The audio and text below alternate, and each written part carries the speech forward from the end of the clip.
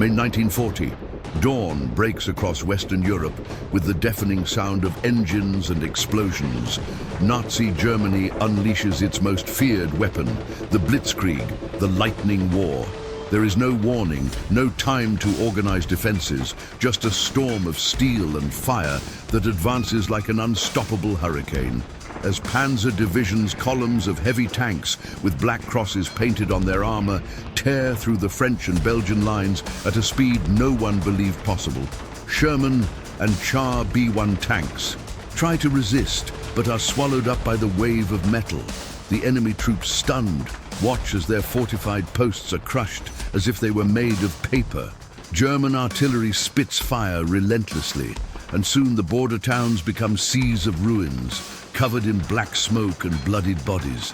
The Luftwaffe, with its Stuka bombers, dives from the skies like hungry predators, dropping bombs that explode with thunder, sending debris and human limbs flying. Aircraft sirens scream, spreading panic. Even before the first explosion, Allied soldiers flee in disarray, many not even firing their weapons, overwhelmed by the speed and brutality of the offensive. The roads get congested, overrun with refugees, military trucks and smoking wreckage. Entire families run, pushing carts filled with whatever they've salvaged, while behind them the panzers advance relentlessly, their tracks shredding everything they encounter, walls, vehicles and bodies. Allied forces' communication collapses. In less than 2 weeks, the defensive line that was supposed to protect France and Belgium fell to pieces. The enemy advances like a hot blade, cutting through butter, leaving a trail of destruction and despair. The English Channel Sea suddenly becomes the last possible refuge. Every kilometer conquered by the Germans pushes the Allies further into the abyss, trapping them against the icy waters of the north. It was the beginning of a desperate escape, and few still had hope of surviving what was to come. The Allied forces retreat, but each step back is a deeper plunge into the closing trap. The panzers, tireless, advance like predators surrounding their prey, cutting roads, destroying bridges, and closing all escape routes. The enemy is no longer just ahead. He is on all sides. German artillery roars relentlessly, turning every intersection and village into a storm of shrapnel. The British, French and Belgian divisions are trapped in an ever-shrinking strip of territory, being pushed toward the coast. The sound of Stukas echoes in the sky, their sirens tearing at the nerves of the soldiers who know that at any moment death could fall from above. Each explosion raises mounds of sand, smoke, and shredded flesh. Communications break down. Orders are lost in the confusion. Entire units disappear, swallowed up by the German advance. The soldiers, exhausted and hungry, begin to feel the weight of despair. Some burn documents and destroy weapons to prevent them from falling into enemy hands. Others ride to the last cartridge, knowing that fighting only postpones the inevitable. The English Channel is now in sight. Behind them, a cold, unforgiving sea. Ahead, the deadly ring of the German army. There's nowhere to run. The beaches of Dunkirk begin to fill with soldiers, tens, then hundreds of thousands, all trapped, waiting for a salvation that may never come. The silence between one air raid and another is worse than the bombing itself. Every second is lived with the heart in the mouth. Waiting for the next death dive of the Luftwaffe, men look at each other covered in mud and blood and realize a cruel truth. They are trapped, with no way out. Want more epic war stories? Subscribe and don't miss a thing. The beaches of Dunkirk turn into a living nightmare.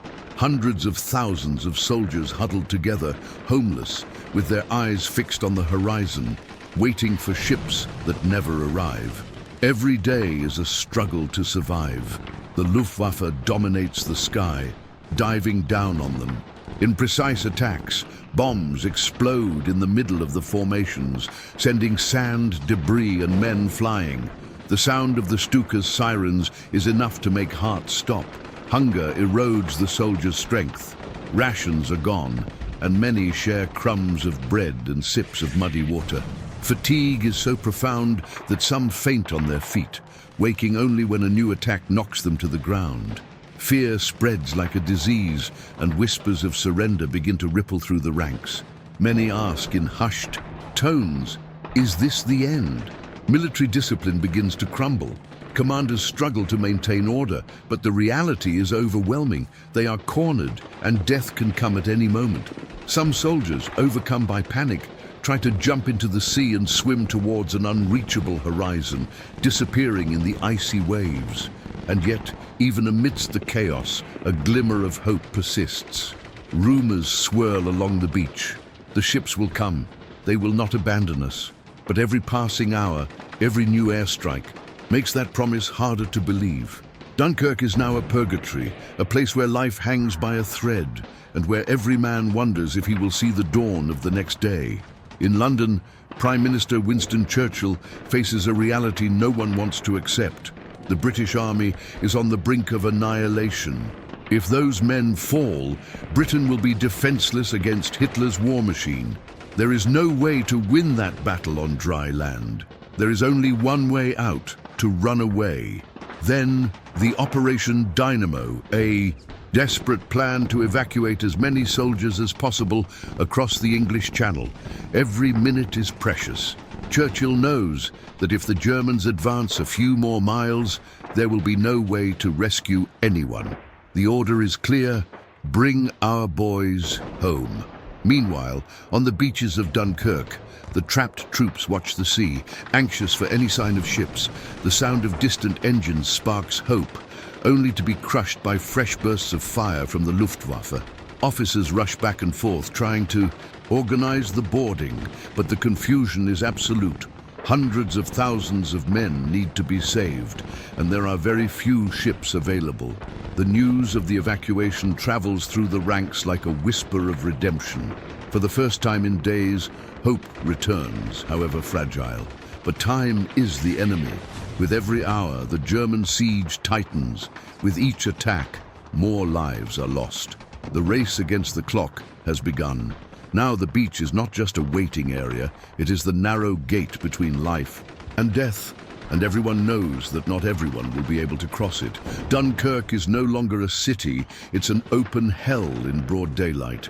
The beaches, once quiet, are now covered by endless rows of soldiers, exhausted, covered in mud and blood, waiting for a miracle.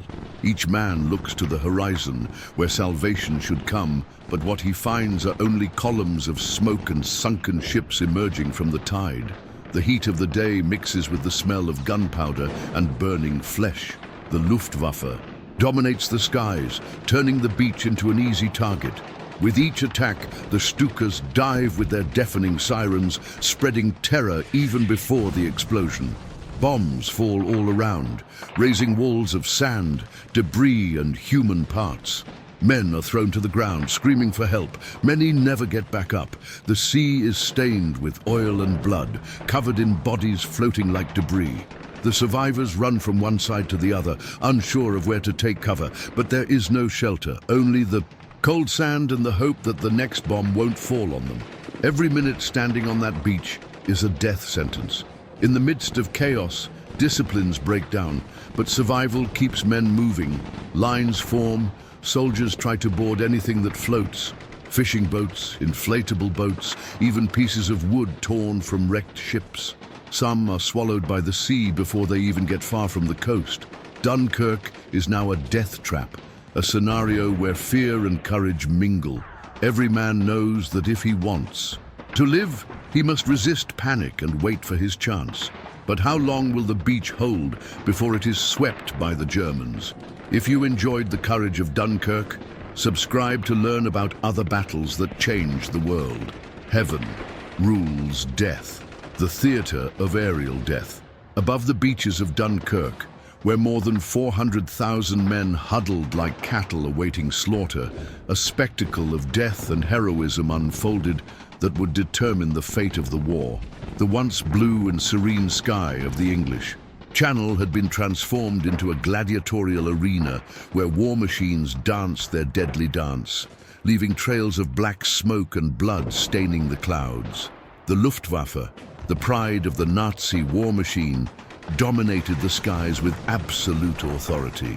Hermann Goering had personally promised Hitler that his Steel Eagles would wipe the remnants of the British Army from the map, and his pilots, veterans of the Polish, Norwegian and French campaigns, arrived at Dunkirk thirsty for glory and convinced of their superiority.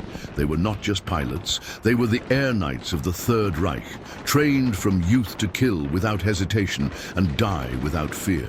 The diving demons, the Junkers Jew, 87 Stuka, nicknamed diving demons, were the most terrifying weapons in the German arsenal. Equipped with Jericho sirens, diabolical devices that emitted a deafening howl while diving, these planes were not just war machines, but instruments of psychological terror. The piercing sound of the sirens, which could be heard for miles, announced imminent death and instilled panic among the Allied troops. As a Stuka began its deadly dive, the pilot pushed the stick forward and the aircraft plummeted in a near vertical trajectory, reaching speeds of over 600 kilometers per hour. The roar of Junkers WW2 engines mingled with the wail of sirens, creating a hellish symphony that chilled the blood of the men on the beach. The precision of these attacks was lethal. 250 and 500 kilogram bombs were released just meters above the ground, exploding with enough force to open craters 10 meters in diameter and vaporize anything within a 50-meter radius. Stuka pilots, like Hans-Ulrich Rudel, who would become the Luftwaffe's most decorated pilot, were masters of vertical killing. They dove through curtains of anti-aircraft fire, ignoring the shells exploding around their cockpits, focused only on the precise moment to unleash their deadly payloads. Many of these men had started out as young idealists, but Dunkirk transformed them into efficient killing machines, capable of calculating death trajectories with mathematical precision. Hell in the sand. Each Stuka attack transformed entire sections of the beach into lunar landscapes. Dunkirk's fine sand, which for centuries had been caressed only by the gentle waves of the channel, was now churned by explosions that created geysers of earth, twisted metal, and human fragments. Soldiers who moments before had shared cigarettes and stories of home were instantly disintegrated, their bodies scattered across an area of hundreds of square meters. Survivors described the horror of seeing their comrades literally evaporate before their eyes. Pieces of uniforms, equipment, and human flesh rained down from the sky after each explosion, creating a macabre rain that stained the sand dark red. The smell of burning gunpowder mingled with the sweet, nauseating odor of blood and charred flesh, creating an aroma that many veterans would carry in their nostrils for the rest of their lives. Amid the smoldering wreckage, wounded men screamed for help, their voices lost in the constant roar of aircraft engines. Doctors and nurses raced between the craters, trying to save lives with limited resources, often becoming targets of the next attacks themselves. Many soldiers developed what would later be known as shell shock, a permanent state of shock caused by prolonged exposure to aerial terror. The guardians of the British sky, but all was not lost. The Royal Air Force, though numerically inferior, possessed something the Germans underestimated: pilots willing to die for every square meter of British territory. The Hurricane Mk1 and the legendary Supermarine Spitfire Mk1 represented the cutting edge of British aviation technology, and their pilots, many of them young men as young as 19 or 20, had been trained to face impossible odds. The Hurricane, rugged and reliable, was the backbone of British air defense. Equipped with 8 303 Browning machine guns, it could fire 200 rounds per minute, creating a wall of lead capable of shattering any enemy aircraft. Its pilots, such as Douglas Bader, who flew with 2 prosthetic legs, and Sailor Mallon, were masters of aerial combat, capable of maneuvers that defied the laws of physics and human survival.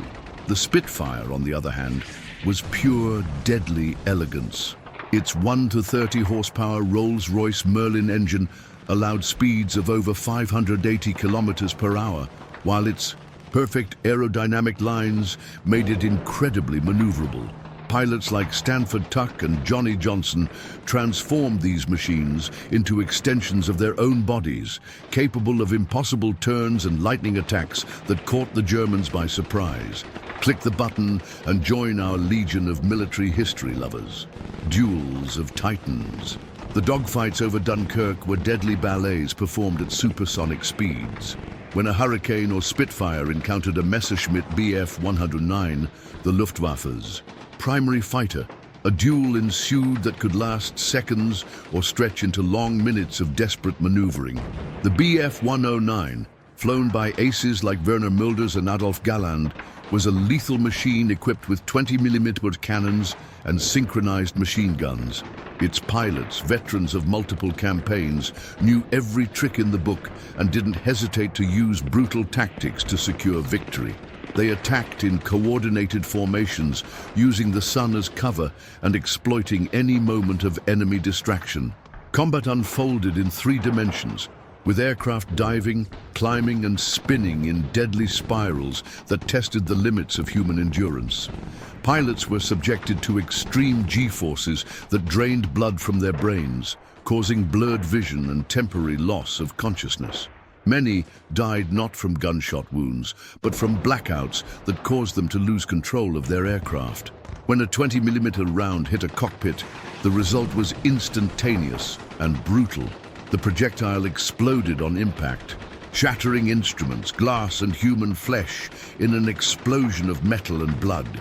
Pilots hit in the chest or head died instantly, their aircraft transforming into flying coffins that plummeted in uncontrolled spirals until they crashed into the ground or sea. The price of glory. For every aerial victory, there was a terrible price to pay. Downed pilots faced diverse fates, all equally horrific. Some managed to parachute out, but many were machine-gunned during their descent, a brutal but common practice on both sides. Others were trapped in burning cockpits, their screams of agony lost in the roar of the engines as their aircraft plummeted like fiery meteors. The English Channel became an aerial graveyard. Wreckage from Hurricanes, Spitfires, Stukas and Messerschmitts dotted the icy waters, along with the bodies of pilots who would never be recovered. Many aviators, injured but still alive, died of hypothermia in the icy waters before they could be rescued. Their last words, shouted into the wind, were often the names of their mothers or wives. The survivors bore lifelong physical and mental scars. Third-degree burns from burning cockpits disfigured young faces, turning them into masks of melted flesh. Many pilots developed uncontrollable hand tremors, rendering them unable to fly again. Others suffered from recurring nightmares, waking in cold sweats as they relived moments of absolute terror experienced thousands of feet above the ground. The night dance of death. As the sun set over Dunkirk, the carnage continued. The Germans intensified their nighttime attacks, using the darkness as their ally. Heinkel He-111 and Dornier Do-2 and 17 bombers streaked across the night sky like giant bats, dropping tons of explosives on the beaches packed with soldiers. The night raids had an even more terrifying quality. The roar of German engines echoed through the darkness, creating a bone-piercing sense of dread. Soldiers on the beach couldn't see where the next attacks would come, from only hear the growing sound of approaching engines and pray that the bombs would fall elsewhere. British anti-aircraft searchlights cut through the darkness like swords of light, desperately searching for the air raiders. When they managed to illuminate a German bomber, all the anti-aircraft artillery concentrated its fire on that spot, creating a deadly pyrotechnic spectacle. Shells exploded like lethal fireworks, painting the night sky with red and orange hues. The psychological impact. German aerial dominance created a constant state of terror among Allied troops. Soldiers developed what became known as sky syndrome, a condition where any sound of an aircraft engine, even a friendly one, caused instant panic. Experienced men, veterans of multiple battles, were reduced to frightened children who cowered in holes in the sand at the first sign of aerial activity. Constant stress had devastating physical effects. Soldiers lost weight rapidly, their hair turned grey prematurely, and many developed stomach ulcers caused by the constant strain. The simple act of eating became a challenge, as any sound could be interpreted as the start of another air raid. Officers reported cases of soldiers who completely lost the ability to speak, communicating only through desperate gestures. Others developed uncontrollable nervous tics, constantly trembling as if cold, even under the scorching European summer sun. The heroic resistance. Despite the constant terror, British resistance in the air was heroic beyond measure. RAF pilots flew suicide missions, knowing their chances of survival were slim. Many completed 3 or 4 missions a day, returning to their bases with aircraft riddled with bullets and leaking fuel, only to be refueled and sent back into combat. Aircraft maintenance had become a race against time. Mechanics worked day and night, often under bombardment, to keep the fighters operational. They welded bullet holes, replaced damaged parts, and refilled fuel. Tanks, with an efficiency that bordered on the miraculous. Many of these unsung heroes died in attacks on air bases, their contributions to the war effort only recognized decades later. Real, bloody, and thrilling stories every week. Subscribe now. The final cost. By the end of Operation Dynamo, the skies over Dunkirk had become a graveyard. Hundreds of aircraft from both sides lay destroyed, either at the bottom of the English Channel or scattered across the countryside of France and England. The exact number of pilots killed has never been precisely calculated, but conservative estimates put the loss of more than 1,500 aviators in just 9 days of intense combat. For the soldiers evacuated from Dunkirk, the sound of airplane engines would forever remain associated with terror and death. Many veterans, decades after the war, still instinctively flinched when they heard aircraft passing overhead. The sky, which should represent freedom and infinity, had become synonymous with death and destruction, the eternal legacy. The German aerial dominance over Dunkirk demonstrated brutally and definitively that warfare had entered a new era. It was no longer just land armies that decided the fate of nations, but also flying machines and the men brave enough to pilot them in mortal combat. The skies of Dunkirk witnessed the birth of a new form of heroism, aerial heroism, where young men from both sides sacrificed their lives in a deadly dance performed thousands of feet above the ground. Their stories, etched in fuel, vapor, and blood against the endless blue sky, would forever remain a testament to human courage in the face of absolute terror. For those who survived, both on the ground and in the air, Dunkirk represented the moment they looked death in the eye and somehow lived to tell the tale. The sky above those French beaches had become, quite literally, the battlefield where the future of Western civilization was decided. The Salvation Fleet and the watery hell on the grey. Horizon of the English Channel, where the morning mist mingled with the smoke from the bombed beaches of Dunkirk, the dark silhouettes of salvation appeared. It was not an imposing armada of warships, but a motley flotilla, a veritable Noah's Ark of vessels of all shapes and sizes, Royal Navy destroyers, merchant freighters, fishing trawlers, pleasure yachts, pleasure boats, and even small rowboats, each of them a beacon of hope in a sea of despair, cut through the icy waters in a race against time and death.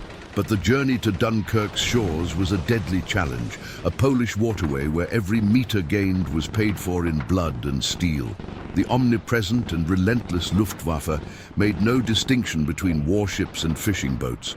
For the German pilots, every vessel was a target, every life on board a victory. They hunted the Allied fleet like ravenous sharks, their engines roaring like prehistoric beasts, their machine guns and cannons spewing fire and death. Attack of the aerial predators. German bombers, primarily Junkers Ju-88s and Dornier Du-17s, dove into the ships with terrifying precision. Their bomb loads, ranging from 50 to 1,000 kilograms, exploded in columns of water and twisted steel, sending up geysers of foam and shrapnel that could rip a ship in half. The sound of the explosions was deafening, a symphony of destruction that echoed across the channel, drowning out the screams of the dying and the screeching of metal. A destroyer, the HMS Grafton, was among the first to feel the German fury. While attempting to rescue survivors from another sunken ship, it was hit by a direct hit, splitting it in half. Within seconds, the 1,350-ton vessel disappeared beneath the icy waves, taking hundreds of men with it into the dark depths of the channel. Screams of despair echoed as the few survivors struggled to avoid being sucked into the swirling maelstrom of oil and burning wreckage, a scene that would be repeated countless times in the following days. Smaller ships, though more agile, became even easier targets due to their lower anti-aircraft defense capabilities and structural vulnerability. Packed with soldiers, many of them wounded and exhausted, these ships were like sardines in a can for German bombers.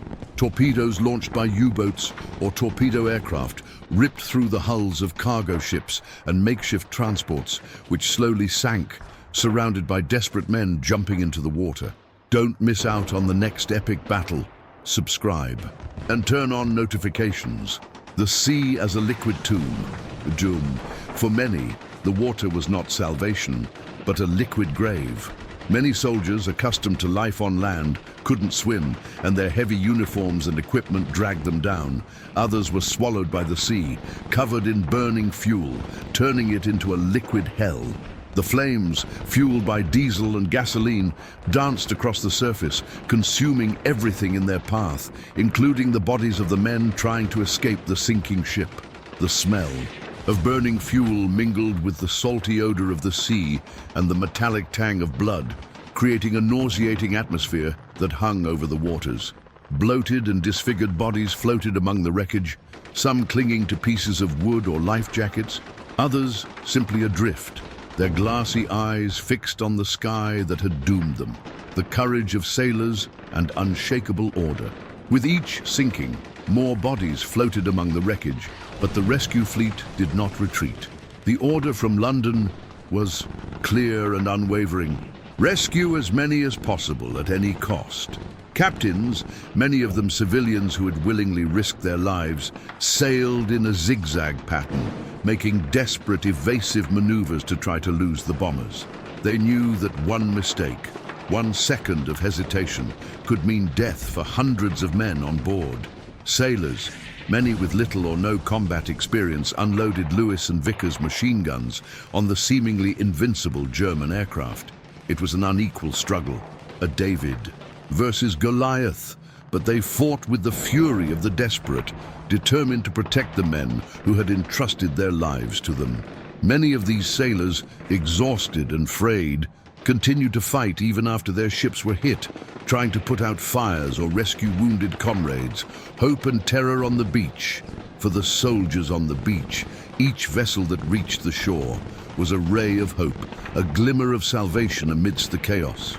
They watched, hearts heavy, as the ships approached their hulls packed with men who had managed to escape the inferno. But this hope was always accompanied by a cruel and constant reminder. Not everyone would make it aboard before the next bomb fell, before the next torpedo ripped through a hull, before the sea became an even bigger graveyard. The sound of Stuka sirens and the roar of German bombers provided a constant soundtrack to the evacuation. The men on the beach watched the air raids unfold before their eyes, witnessing the destruction and death that fell upon their rescuers. Every explosion in the water, every burning ship was a blow to morale, a reminder that death was always lurking, both in the sky and at sea. Want to understand what really happened in the wars that changed history? Sign up. The legacy of sacrifice and resilience. By the end of Operation Dynamo, more than 200 ships of all types had been sunk and hundreds more had been damaged. The English Channel, once a thoroughfare for commerce and leisure, had become a graveyard of steel and flesh, a testament to the sacrifice and resilience of thousands of men. The Dunkirk evacuation was not just a military retreat. It was a miracle of courage and determination in which the rescue fleet, under constant fire, managed to save most of the British Army and part of the French Army. The ships under fire at Dunkirk represent the essence of Operation Dynamo, the ability to face the most brutal adversity with unwavering courage, the willingness to sacrifice everything for the lives of others, and the hope that even in the depths of hell can emerge and guide men to salvation. The story of these ships and their brave crews and passengers echoes through time, an eternal reminder of the price of freedom and the indomitable human will to survive. The sea of Dunkirk, stained with oil and blood, became a liquid monument to resilience and sacrifice, the relentless siege and the closing cage. With each passing hour, the German ring of steel tightened relentlessly around the import city of Dunkirk. The Blitzkrieg, the lightning war that had swept across Western Europe in mere weeks, now focused its fury on the last pockets of Allied resistance. Panzer tanks, their guns pointed westward, and Wehrmacht infantry divisions, marching relentlessly, advanced like a black tide, crushing any resistance that still attempted to contain their overwhelming momentum. The Allied defenses, already exhausted and disorganized by weeks of fighting and retreat, crumbled under the weight of the Nazi war machine. Dunkirk, with its sandy beaches and destroyed harbor, was just miles away from becoming a cage with no escape. More than 400,000 men, British, French, Belgian and Dutch, were trapped between the icy sea of the English Channel and the overwhelming force of Hitler's army. The situation was desperate.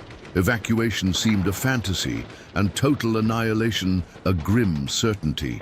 With each artillery blast, each machine gun burst, each tank advanced, hope diminished, replaced by resigned fatalism, the unexplained pause, the 48-hour mystery.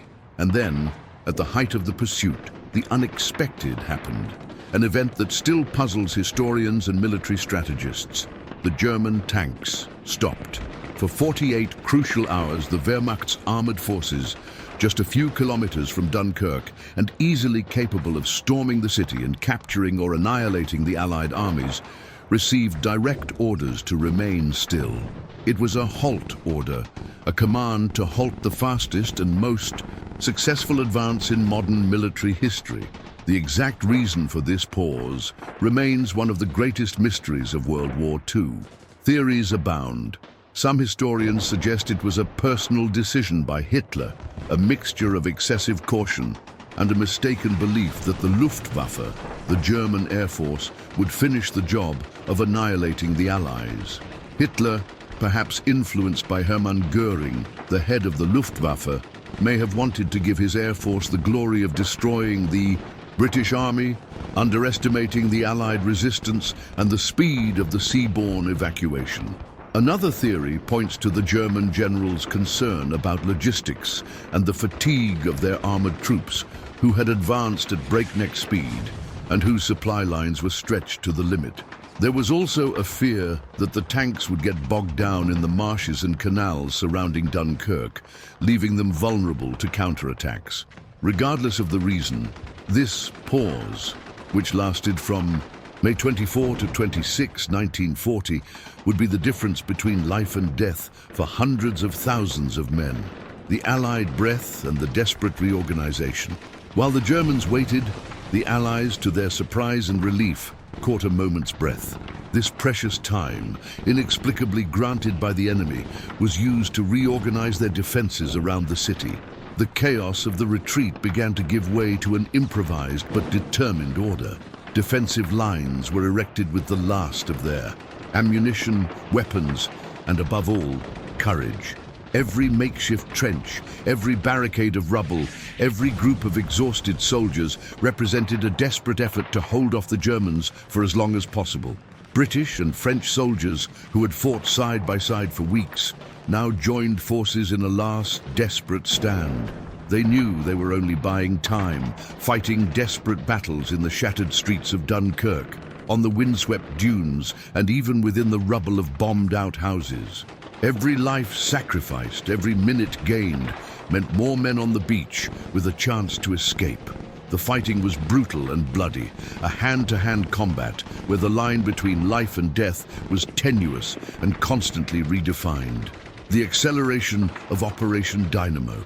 This unexpected respite also allowed Operation Dynamo, the ambitious and improvised seaborne evacuation, to accelerate exponentially. More civilian and military ships of all sizes and types were crossing the English Channel, defying German air raids and submarines, Royal Navy destroyers, fishing trawlers, pleasure boats, tugboats, and even small rowboats. The Dunkirk little fleet converged on the beaches and harbour, rescuing men day and night under constant bombardment and artillery fire. The beaches, once a scene of despair, now teemed with the activity of thousands of men boarding anything that floated. Every hour, hundreds, then thousands, were being taken to the safety of England. But everyone knew this respite would not last forever. At any moment, the German advance would resume, and when it did, Dunkirk would be crushed and the evacuation halted. Stories of courage, sacrifice, and glory. Sign up and be part of this journey. The death trap and the race against time. The city of Dunkirk had indeed become a death trap. The distant sound of German guns and the roar of Luftwaffe planes were constant reminders of the imminent threat.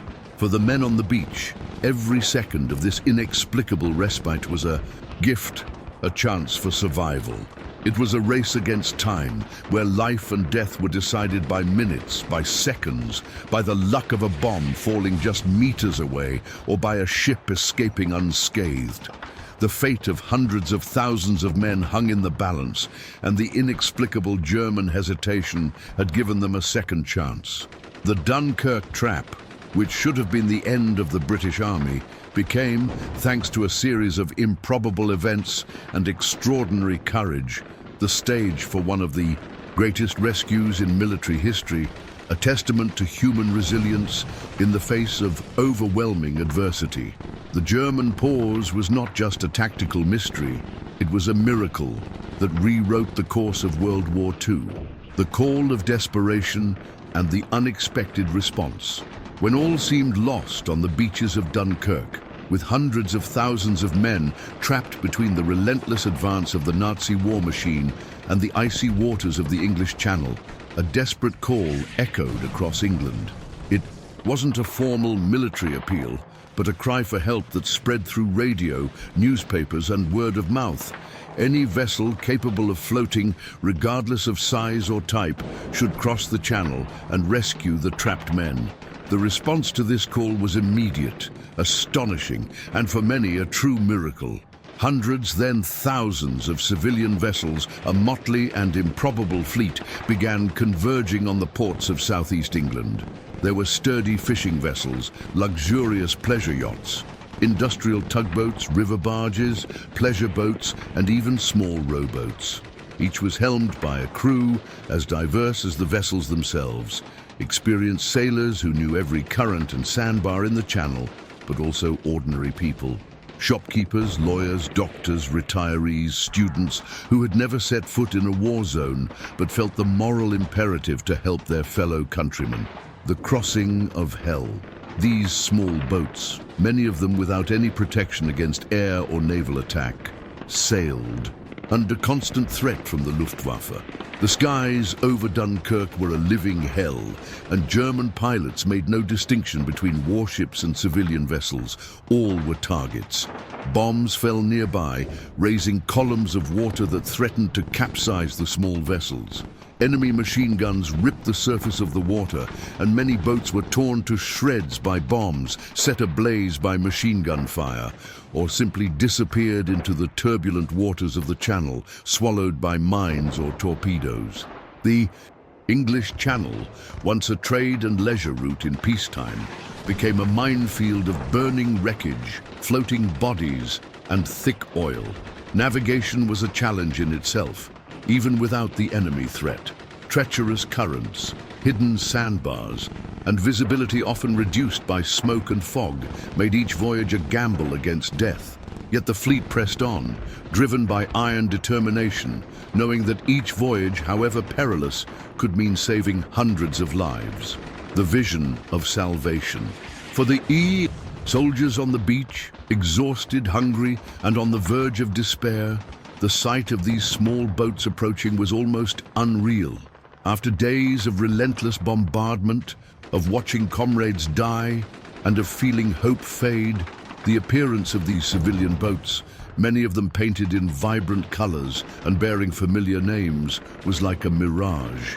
Men who hours before had lost all hope now ran toward the water, shouting, waving, some weeping openly as they realized that civilians, ordinary people, had crossed hell to save them. It was a moment of pure emotion, a relief bordering on ecstasy. The embarkation was a chaos organized by necessity. Bloodied soldiers, many of them wounded and barely able to move, were pulled into tiny boats, many already sinking under the weight of so many bodies. Military discipline gave way to the sheer will to survive. Men helped one another, carrying the wounded, pushing the exhausted, all with a single goal: to reach the safety of the boat. With each embarkation, chaos mixed with gratitude, tears and smiles of relief mingled with the dirt and blood. Tireless journeys and the symbol of resistance. Some of these small boats made 5, 6, even 7 trips, back and forth without rest, crossing the channel repeatedly, rescuing as many men as they could. The captain of the fishing vessel, the Lady of Man, for example, made several trips, carrying hundreds of soldiers on each trip, while his boat was constantly strafed and shelled. The crew of the Sundowner, a private yacht, converted their boat into a rescue raft, carrying dozens of men on each crossing. The small boat fleet became the most powerful and moving symbol of Operation Dynamo and of an unlikely resistance. It wasn't military force that was saving the army, but ordinary people, civilians, braving terror to rescue a doomed army. It was as if the entire British nation had reached out to pull their boys home, an act of solidarity and courage that transcended military strategy and became the stuff of legend, the legacy of hope and unity. By the end of Operation Dynamo, more than 338,000 soldiers had been evacuated from Dunkirk, and the small fleet was responsible for rescuing a significant portion of that number, ferrying more than 100,000 men directly from the beaches to larger ships or to England. Many of these small boats were never the same again, damaged, sunk, or simply exhausted by the Herculean task they had accomplished. The legacy of Dunkirk's unlikely fleet is a testament to human resilience and the strength of unity in times of crisis. It demonstrated that even in the face of overwhelming adversity, the courage and compassion of ordinary individuals can change the course of history. The image of these small boats sailing through hell to save lives remains one of the most inspiring and moving moments of World War II, a timeless reminder that hope can emerge from the most unexpected places and that humanity at its best is capable of acts of extraordinary heroism. The sea of men, an ocean of uniforms, and the endless wait. The beaches of Dunkirk, once a summer haven with their golden sands and calm waters, had become an open-air purgatory. Seen from above, they resembled a frenzied human anthill, an ocean of brown and blue uniforms stretching as far as the eye could see, a pulsating mass of trapped humanity. Hundreds of thousands of soldiers, British, French, Belgian, Polish, waited their turn to embark, forming lines that snaked across the sand, advancing at a glacial pace toward the vessels that dotted the coast. Each step was taken with feet sinking into the cold, wet sand, a mixture of mud, seawater, and in many places, blood. Every gaze was fixed on the faint horizon, where the silhouette of England represented the promise of salvation, an almost unattainable dream. The air was heavy with the smell of salt, smoke, gunpowder, and the sickening sweet odor of death. The sound was a hellish cacophony. The constant murmur of thousands of anxious voices, the cries of the wounded, the shouted orders of officers, the distant roar of German artillery, and above all, the menacing drone of Luftwaffe engines, a constant reminder that the sky was an enemy. The weight was psychological torture. Men stood for hours, sometimes days, with the icy sea water lapping at their legs, their bodies shivering with cold and exhaustion, their stomachs empty and their nerves on edge. The journey through the icy waters, too, reached the boats, which could not fully approach the beach due to low tide. The men had to wade hundreds of meters through the frigid waters of the English Channel. The water, which in some places reached waist or chest deep, was a formidable obstacle. They carried soaked backpacks weighing a ton, heavy and slippery Lee Enfield rifles, and the added weight of fear and exhaustion. The sound of the small rescue boat's engines mingled with the distant roar of bombers, creating a soundtrack of hope and terror. At any moment, the sky could open in an attack, and the sea, which seemed to offer an escape route, could turn into a trap of flames, shrapnel, and death. The human lines stretching out to sea were perfect targets for German pilots. As the Stukas dove, men threw themselves into the water, trying to protect themselves from the bombs and machine gun fire. The water exploded in columns of foam and sand, and many men were killed or wounded before they even had a chance to board. The sight of comrades being torn to pieces alongside them was a trauma that would haunt the survivors forever. The limit of human endurance. The human body and mind have limits, and on the beaches of Dunkirk, these limits were tested to the extreme. Some soldiers, after days of no sleep, no food, and constant stress, simply collapsed from exhaustion before even reaching the boats. Their lifeless bodies were carried away by the tide or trampled by the advancing crowd. Others, overcome by desperation, broke ranks and tried to force their way onto the boats, creating chaos and, in some cases, causing the small, overcrowded vessels to capsize, drowning everyone on board in the confusion and panic. There were tears of frustration and fear, shoving and heated arguments for a place on a boat. But amid the chaos and despair, there were also moments of extraordinary solidarity and humanity. Men gave up their places for wounded comrades, carrying on their shoulders colleagues who were unable to walk. Officers, pistols drawn, tried to maintain order but also showed compassion, ensuring that the most vulnerable were the first to board. Last cigarettes, last drops of water, and last words of encouragement were shared. In these moments, the camaraderie forged on the battlefield proved stronger than individual survival instincts. Ships of hope and the triumph over death.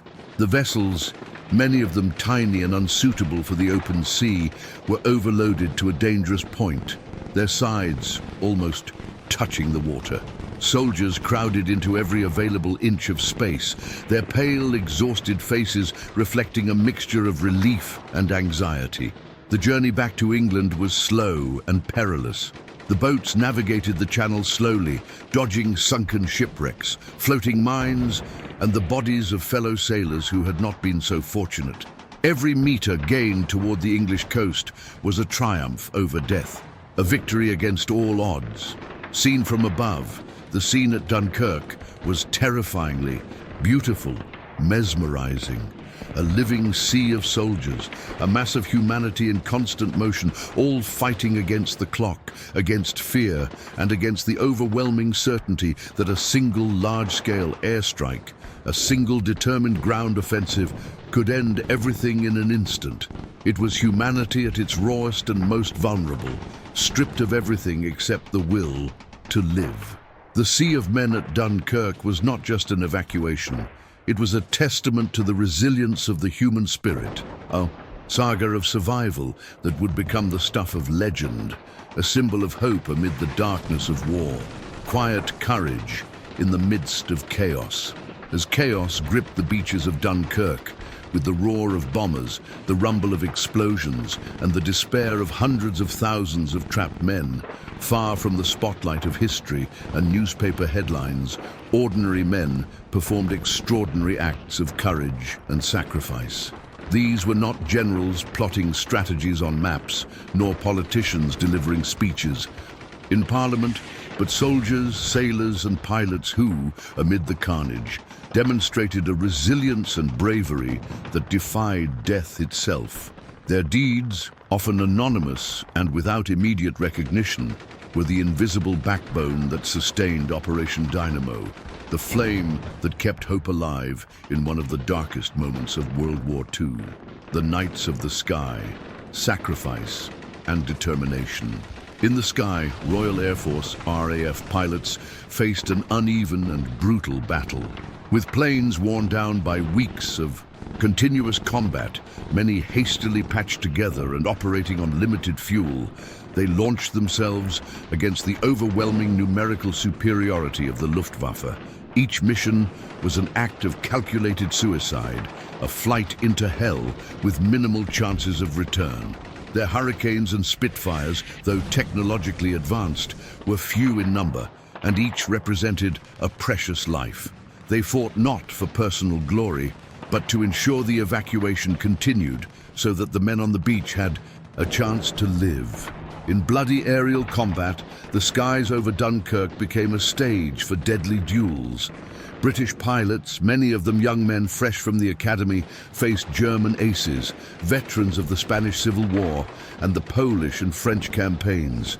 The air was streaked with tracer bullets, black smoke and twisted metal. Shattered fighters fell from the sky like stones, their pilots unsung heroes, disappearing in explosions of fire or in parachutes that opened silently over the cold, unforgiving sea. For every German plane shot down, 2 or 3 more appeared on the horizon, and the RAF pilots knew they were fighting a battle of attrition, where each victory came at the price of a comrade's life. Many of them, like Flight Lieutenant James Nicholson, who continued to fight even with his plane in flames, became legends. But most fell without their names being known, their sacrifices etched only in the memories of their comrades and in the silent history of the war.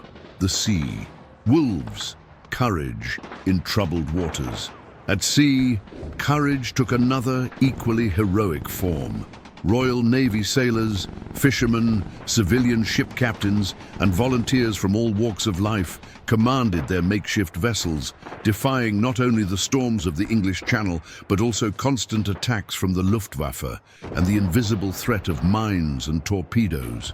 With work-hardened hands and steady gazes fixed on the horizon, they faced the danger of bombs exploding just meters from their hulls, machine gun fire raking their decks, and the possibility of being swallowed by the icy waters at any moment.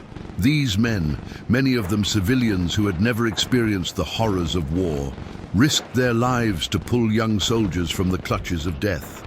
They navigated through fields of debris and floating bodies, ignoring the danger to approach the beaches and jetties where thousands of men waited desperately. Many would not return to their families, their boats sunk or burned, their names lost to history, but they carried out their mission with dignified silence, a determination that transcended fear. The captain of a small tugboat, who made more than 10 trips between Dunkirk and Dover, rescuing hundreds of men, exemplifies the spirit of these sailors. Exhausted but unwavering, they were the bridge between hell and salvation. Resilience in the sand, order amidst chaos. On the beach, amid the carnage and despair, heroism manifested itself in acts of organization and humanity. Officers and sergeants, despite the fear and exhaustion that gnawed at their souls, maintained the discipline and order necessary for the evacuation operation to continue. They organized endless lines, ensuring that the wounded had priority, carried comrades unable to walk, calmed the desperate with words of encouragement, and when necessary, used force to contain the panic and prevent the situation from becoming uncontrollable. Ordinary soldiers, many of them young and inexperienced, also distinguished themselves in acts of bravery. They shared their last rations of food and water, helped build makeshift barricades to stem the German advance, and risked their lives to rescue comrades trapped under rubble or wounded in air raids. Amid the smell of gunpowder and blood, these acts of humanity and bravery were the flame that kept hope alive. A reminder that even in the deepest darkness, human dignity could prevail. The simple act of a soldier sharing his last cigarette with a stranger or an officer refusing to embark until all his men were safe were acts of heroism that resonated louder than any explosion. The price of heroism and the invisible legacy. None of these heroes' stories were simple or easy. Every moment was a bloody struggle against death, against the weariness that gnawed at the bones, and against the despair that threatened to consume the soul. They faced the enemy in the air, at sea and on land, often without hope of reinforcements or immediate victory. And yet, their unwavering determination formed the invisible line that held Dunkirk together. The thin line between life and extinction, between an army's survival and its utter annihilation. The heroism of Dunkirk was not simply about great military feats, but about the sum of countless acts of individual courage, silent sacrifices, and a resilience that bordered on the miraculous. These men, many of them anonymous, were the true architects of Operation Dynamo. Their stories, though, often untold in detail, are an eternal testament to the human capacity to transcend fear and fight for life, liberty, and dignity, even when the odds are stacked against them. The legacy of Dunkirk is not just the evacuation of an army, but a celebration of the indomitable spirit of those who, in the shadows of chaos, shone with the light of purest heroism. Time was a cruel and relentless enemy. Every second that passed tightened the German siege around Dunkirk. Enemy forces advanced, crushing the last improvised lines of defense, while the Luftwaffe increased the intensity of its airstrikes. The beach, once a refuge, however precarious, now became a minefield, where every step could be the last. On the Allies' side, despair grew, but so did determination. Every ship, every boat in the makeshift fleet had to make more, faster trips to get as many men as possible to the safety of England. The pressure was immense. Men were rushed to board, sometimes ignoring the injured and tired as their chances of survival depended on speed. Bodies lay side by side on the sand, many of those who had succumbed to hunger, fear, or the bombs falling from the sky. The smell of blood, sweat, and gunpowder permeated the air. Soldiers clung to their comrades, forcing themselves to carry on, even as everything inside them begged for rest. Meanwhile, the clock was ticking against them. The tide slowly rose, threatening to drown those trapped in the water. The enemy's inexorable advance threatened to crush those still struggling to reach the boats. It was a brutal, bloody, desperate race, the last chance to escape hell. Against all odds, the impossible happened. At the end of 9 days of terror, fire, and blood, more than 338,000 soldiers, British, French, and Belgian, were rescued from the beaches of Dunkirk, a number that shocked the world and defied fate. It was a true miracle, the result of the desperate courage of RAF pilots, the bravery of civilian and military sailors, and the relentless resistance of soldiers trapped in the siege. Ships, small boats, and even improvised craft crossed the North Channel relentlessly, risking everything to save those whom the war seemed doomed. For many, the evacuation was a terrifying escape, an abandonment of weapons, vehicles, and supplies that would be left behind, buried in the sand and cold waters. But above all, it was a massive moral victory. The army that seemed doomed lived to fight another day. The miracle of Dunkirk became a symbol of hope, a beacon amid the darkness that blanketed Europe at that time. Churchill, in an emotionally charged speech, made it clear that despite the defeat, the struggle was far from over. We will fight on the beaches, we will fight in the fields, we will fight in the streets, and we will never surrender. Despite the monumental rescue, the truth was harsh and undeniable. Dunkirk was a painful strategic defeat for the Allies. The ground forces were saved, yes, but they left behind an immense arsenal, tanks, weapons, vehicles, ammunition, all lost to the Germans. This abandonment became a bitter symbol of the price paid to preserve lives. France practically surrendered, and the European continent fell under Nazi rule. The evacuation did not erase the reality that Germany was at the height of its offensive, and Britain now faced the real risk of invasion. For many soldiers, that return was a bitter victory. They survived, but they knew the war was far from over. The faces in the crowd were etched with exhaustion, lingering fear, and the weight of what they had left behind. Churchill, aware of the gravity of the situation, used the episode to prepare the nation for the struggle to come. He knew that the battle for England's survival would be fierce and relentless, but Dunkirk proved that even when all seemed lost, the human spirit could endure. Dunkirk has gone down in history not as a simple evacuation, but as an eternal symbol of human resilience and courage in the face of the abyss. When all seemed lost, surrounded, crushed, and dominated by the enemy, the men who were there chose to fight for their lives, for hope, for their country. Churchill's words echoed around the world. "We will never surrender." More than a slogan, it was a promise made with blood and sweat on blood-stained beaches. Dunkirk showed that, even in the darkest moments, the will to resist can become the most powerful force in war. The operation not only saved soldiers, it saved the hope of Britain and, as a result, of all humanity that would resist tyranny.